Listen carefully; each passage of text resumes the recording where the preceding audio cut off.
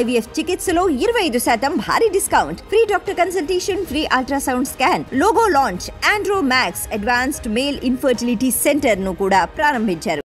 Kuwait ఎడారిలో కష్టాలు పడుతున్న వ్యక్తిని ఏపీ ప్రభుత్వం గుర్తించింది. బాధితుడు ఉమ్మడి చిత్తూరు జిల్లా వాయల్పాడు మండలం చింతపర్తికి చెందిన శివగా గుర్తించింది. దీంతో శివను రప్పించేందుకు మంత్రి నారా లోకేష్ ప్రయత్నాలు ప్రారంభించారు.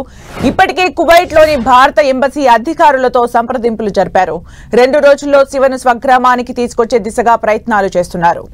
శివ 2 నెలల క్రితమే బతుకు తెరువు కోసం కువైట్ వెళ్లాడు. మంచి ఉద్యోగం ఇప్పిస్తానని ఏజెంట్ మోసం చేశాడు. ఎడారిలో పశువులు కాసే పనిలో నియమించారు.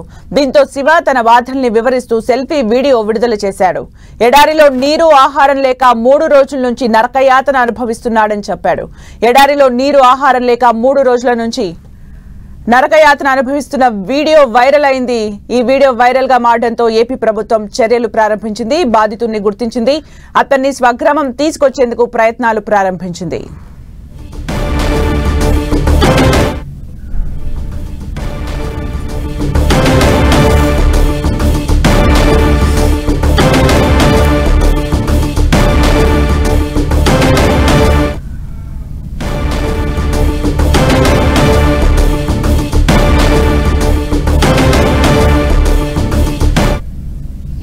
పేరు శివ.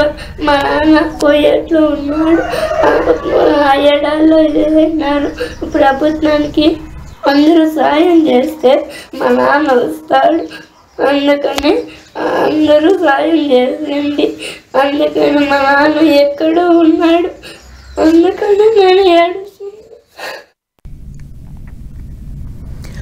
కువైట్ ఎడారిలో కష్టాలు పడుతున్న నరకయాతన పడుతున్న శివను తీసుకొచ్చే ప్రయత్నం చేస్తోంది ఏపీ ప్రభుత్వం. మంత్రి నారా లోకేష్ ఇప్పుడే సంప్రదింపులు కూడా జరుపుతున్నట్టుగా తెలుస్తోంది. లేటెస్ట్ అప్డేట్స్ మా ప్రతినిధి మురళి అందిస్తారు. మురళి,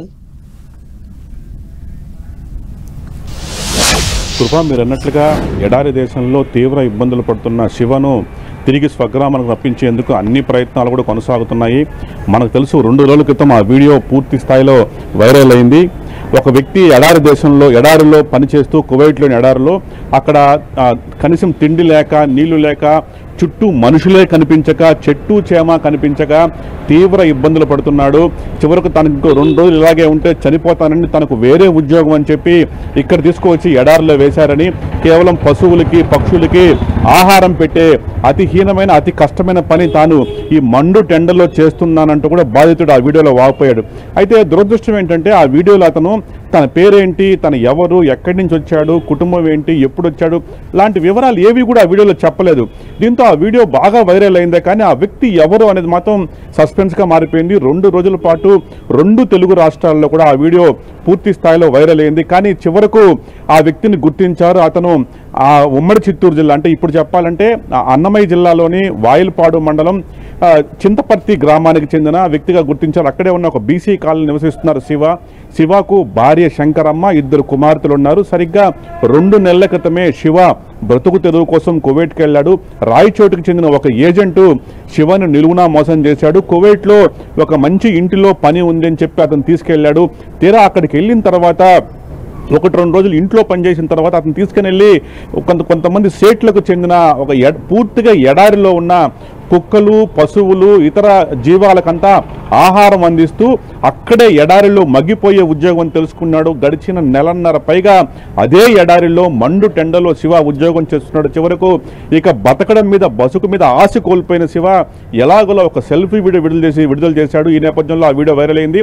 చివరకు స్వయంగా ఏపీ మంత్రి ఎవరైతే ఉన్నారో నారా లోకేష్ ఈ ఘటనను చాలా సీరియస్గా తీసుకున్నారు. ఆ వ్యక్తి గురించి పూర్తి స్థాయిలో ఆరా తీసే ప్రయత్నం చేశారు. చివరకు ఎట్టకేలకు ఆ వ్యక్తిని గుర్తించారు. ఆ వ్యక్తి శివ అని గుర్తించారు. ఈ నేపథ్యంలో కువైట్లో ఉన్న ఎన్ఆర్ఐ టీడీపీ విభాగాన్ని ఒక్కసారిగా అప్రమత్తం చేశారు. అతను ఎక్కడ ఉన్నాడు ఏంటి అని చెప్పి ఆరా తీసే ప్రయత్నం చేశారు. చివరికి అతను ఆచూకీ కనుక్కున్న తర్వాత కువైట్లో ఉన్న భారత ఎంబసీకి సమాచారం అందించారు. బాగా మోసపోయి మండు టెండర్లో ఉద్యోగం చేస్తూ చివరకు చావే శరణ్యంగా బతుకుతున్న శివను తిరిగి ఇండియాకు రప్పించేందుకు ప్రస్తుతం నారా లోకేష్ ముమ్మర ప్రయత్నాలు కొనసాగిస్తున్నారు. ఆ కువైట్లో ఉన్న భారత ఎంబసీతో సంప్రదింపులు జరిపే ప్రయత్నం చేస్తున్నారు.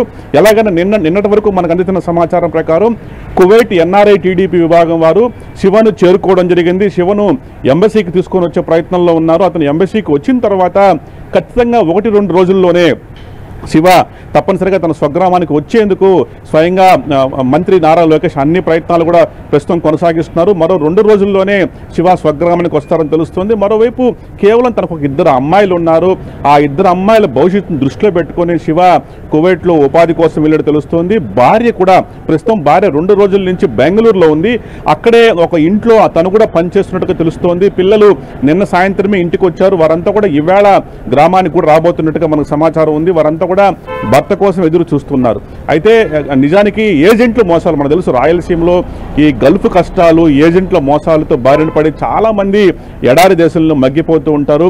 చాలా వరకు ఇలాంటి ఘటనలు తగ్గిపోయినప్పటికీ 1 ఇలాంటి ఘటనలు జరుగుతూనే ఉన్నాయని చెప్పి ఈ శివ ఉదంతాన్ని మనం సాక్ష్యంగా తీసుకోవాల్సి ఉంటుంది. ఎవరు కూడా సరైన ఉద్యోగం తెలుసుకున్న తర్వాతే వెళ్లాలని అందరూ కూడా విజ్ఞప్తి చేస్తున్నారు. మొత్తం మీద శివాను తిరిగి స్వగ్రామానికి రప్పించేందుకు ప్రస్తుతం ముమ్మర ప్రయత్నాలు కొనసాగుతున్నాయి. Krupa. Thank you Murali for the updates. వాడు లేదు సార్, ఈడ నా పరిస్థితి ఇట్లుండదు. నాకు దయచేసి ఎవరైనా సాయం చేయండి సార్. ఈ ఎడారి నుంచి నన్ను బయట వేసేయండి, ఇంటికి వచ్చేస్తాను.